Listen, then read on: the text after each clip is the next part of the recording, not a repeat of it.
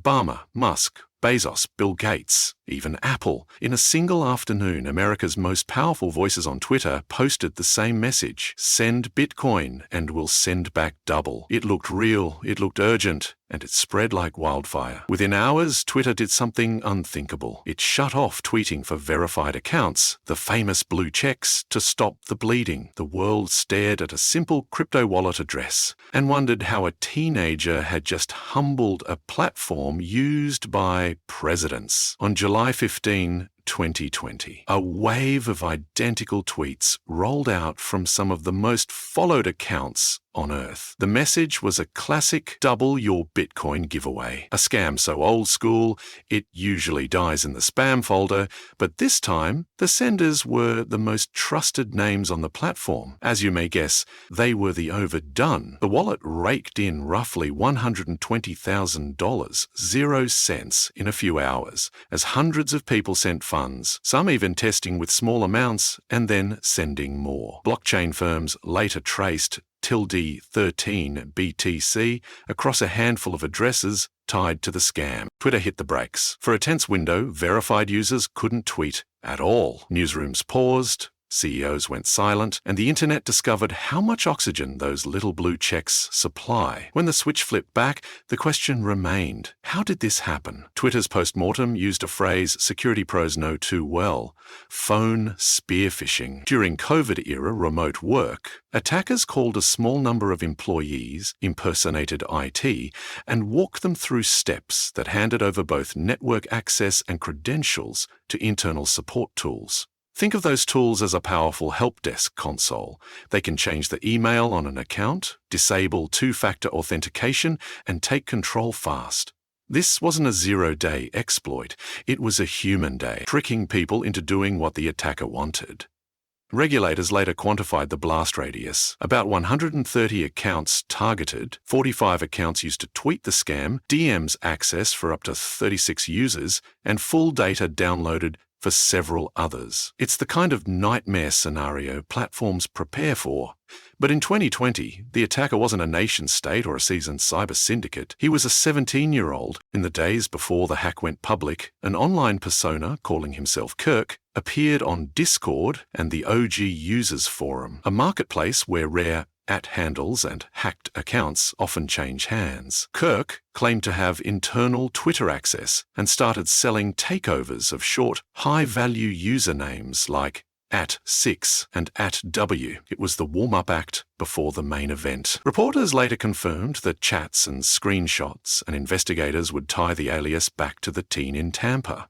Once Kirk proved he could deliver, the underground buzz turned into business. He brokered access, flipped OG handles, then pivoted to something bigger: the public Bitcoin blast from celebrity accounts. The scam messages from Musk, Obama, Biden, Apple, Uber, and more weren't the first phase. They were the loud phase, the part that made the world notice. What did the attackers actually touch? Multiple outlets reported they used an internal admin panel, the same class of tools support teams use for account recovery or troubleshooting. With it, the attacker could change associated emails, reset credentials, and turn off two-factor authentication, then push out tweets as the account owner. Screenshots circulated, some removed by Twitter for policy reasons, but the message was clear: privileged tools are power.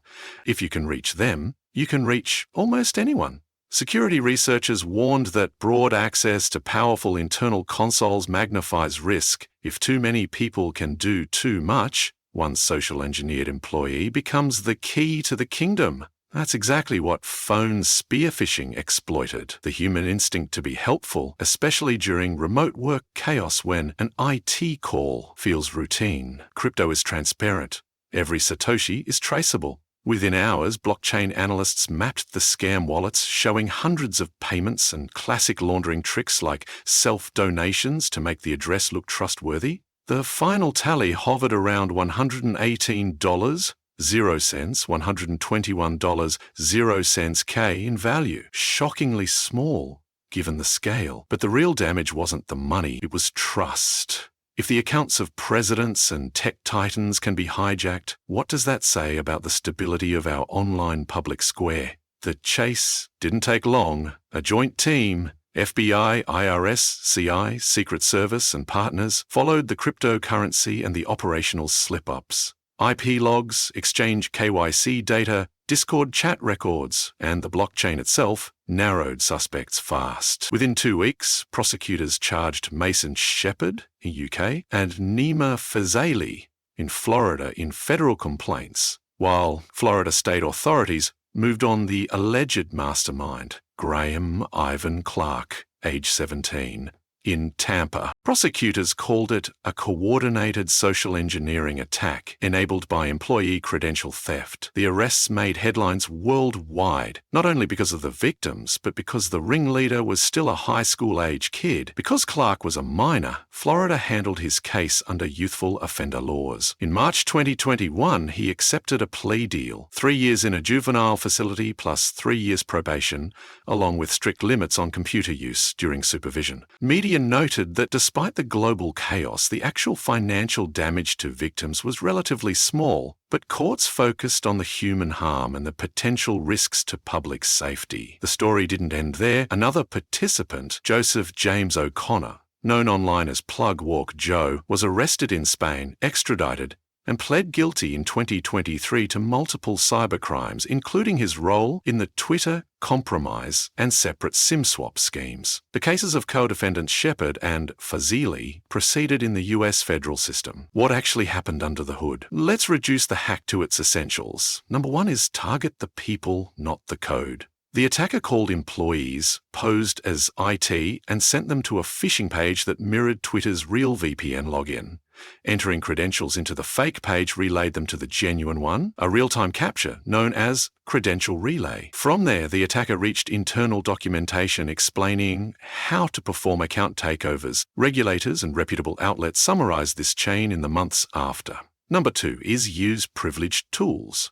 With the right employee access, the attacker could reset emails, disable 2FA, and tweet as the owner, or access DMs and even download account data for a handful of users. Point number 3 is monetize. The team chose visibility. The send Bitcoin, get double back tactic from ultra-famous account. It worked briefly, but then verified tweeting was disabled, cutting the scam off at the knees. Number 4, get caught by the ledger. Bitcoin is public. Investigators combine on-chain analysis with platform logs and chat records to tie identities to transactions. Glamorous? No. Effective? Absolutely. Security professionals called the hack a wake-up call for platforms and the press. If attackers had chosen to spread disinformation instead of a clumsy crypto scam, the impact during an election year could have been catastrophic. Instead, the world got a relatively cheap lesson. People are the perimeter. Train them, protect their tools, and narrow who has power over public speech. Twitter later detailed steps to reduce privileged access, require stronger authentication for critical tools, and tighten change controls. Platforms across industries reported a surge in phishing, phone-based spear phishing aimed at remote staff. The method is simple, scalable, and devastating when employees aren't trained to verify requests through separate, trusted channels. Lessons for everyday users. Skepticism beats charisma. If a celebrity or brand promises to double your crypto, it's a scam. Every time.